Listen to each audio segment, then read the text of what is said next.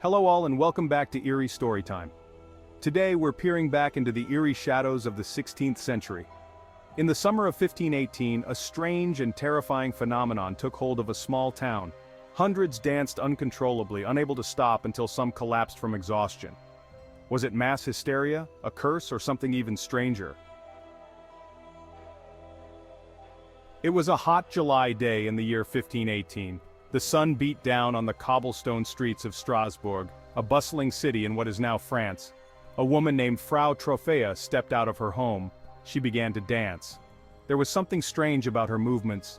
They were jerky and uncontrolled. Passers-by stopped to watch. They had never seen anyone dance like this before. Frau Troffea danced on and on. She didn't stop to eat or sleep. She danced for hours, then days. People began to whisper. What was wrong with her? Was she cursed? No one knew what to make of Frau Troffea's strange behavior. They would soon find out that it was just the beginning. The dancing plague was about to begin. Frau Troffea's solo dance did not last long. Within days, others joined her. They too were overcome with the urge to dance. They danced alongside her, their bodies moving in the same strange, uncontrolled way. The number of dancers grew quickly. Soon there were dozens, then hundreds. The streets of Strasbourg were filled with people dancing. The dancing plague was spreading like wildfire. It seemed no one was immune. Rich and poor, young and old, men and women, all were caught in the grip of the strange mania. The city was in chaos. The dancing was relentless. Something had to be done. The city leaders were desperate to stop the dancing plague. They consulted with doctors, but no one knew what to do. Some thought the dancers were possessed by demons. Others believed it was a natural illness caused by hot blood. Desperate for a solution, the authorities decided to embrace the dancing. They believed that the dancers would tire themselves out and recover. They even built a stage and hired musicians. The authorities also opened up 2 guild halls. These large buildings were converted into makeshift dance halls. The idea was to contain the dancers and allow them to dance freely. The plan backfired. The music, the stages, the dance halls, they only seemed to make the dancing worse. The plague raged on. The relentless dancing took its toll. The dancers were exhausted. They were starving. Their bodies were breaking down. Still they danced on, driven by some unknown force. One by one the dancers began to collapse. Some suffered heart attacks, others had strokes, many simply died from exhaustion. The death toll mounted. The dancing plague had become a dance of death. The streets of Strasbourg, once filled with music and the chaotic energy of the dancers, fell silent. The city was shrouded in fear and grief.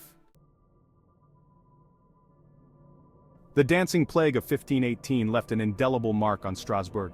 The city was traumatized by the bizarre event. The fear was palpable. People whispered about curses and divine wrath. They looked at each other with suspicion. Could this happen again? Would they be the next to be struck by the dancing mania? The city's economy suffered. Businesses closed. People were afraid to leave their homes. The once vibrant city of Strasbourg had become a ghost town. The dancing plague was a stark reminder of the fragility of life. It showed how quickly order could descend into chaos. The dancing plague of 1518 remains a mystery. However, modern science offers some possible explanations. One theory is mass psychogenic illness. This is also known as mass hysteria. Mass psychogenic illness occurs when a group of people experience similar physical or psychological symptoms. This is often triggered by stress or anxiety.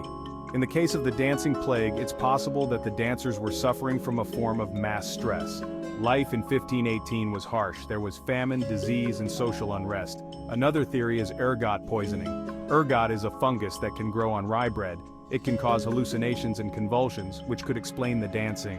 While we may never know for sure what caused the dancing plague, these theories provide some insight into the strange and terrifying events of 1518. The dancing plague of 1518, though a historical event, has transcended time. It has become a chilling tale. It serves as a reminder of the mysteries of the human mind and body. The story of the dancing plague has been told and retold through the centuries. It has inspired countless works of art, literature, and music. In literature, authors have used the dancing plague as a metaphor for the chaos and absurdity of life. Some writers have explored the themes of social contagion and the power of belief. Filmmakers have also been drawn to the story, using it to explore themes of social hysteria and the fragility of the human psyche. The visual spectacle of hundreds of people dancing uncontrollably until their deaths is a haunting image that translates well to the screen. The dancing plague of 1518 remains one of history's most baffling enigmas. It serves as a chilling reminder of the mysteries of the human mind and body. It is a story that continues to fascinate and frighten us. Was it mass hysteria? Was it ergot poisoning? Or was it something else entirely? We may never know for sure. What remains are the stories, the images, and the unsettling feeling that something truly strange and terrible happened in Strasbourg in the summer of 1518. The dancing plague is a stark reminder that there are still things in this world that we do not understand. It is a reminder that sometimes the line between reason and madness can be blurred. And it is a reminder that sometimes the human body can betray us in the most bizarre and terrifying ways imaginable. So what do you think about the dancing plague of 1518? Can you imagine having an irresistible drive to dance, unable to stop until you literally collapse? And making it more eerie is that it impacted so many people at once. Some of you may get this reference, but it's like someone snuck into their village with a certain piccolo trinket from a popular MMO and used it on the unsuspecting townsfolk. Yeah, I know, bad humor. Anyway, let me know your thoughts down in the comments. Thanks for joining me on another delve into the eerie shadows. If you enjoyed the video, then please help us out with a couple of quick clicks of like and subscribe. Until next time.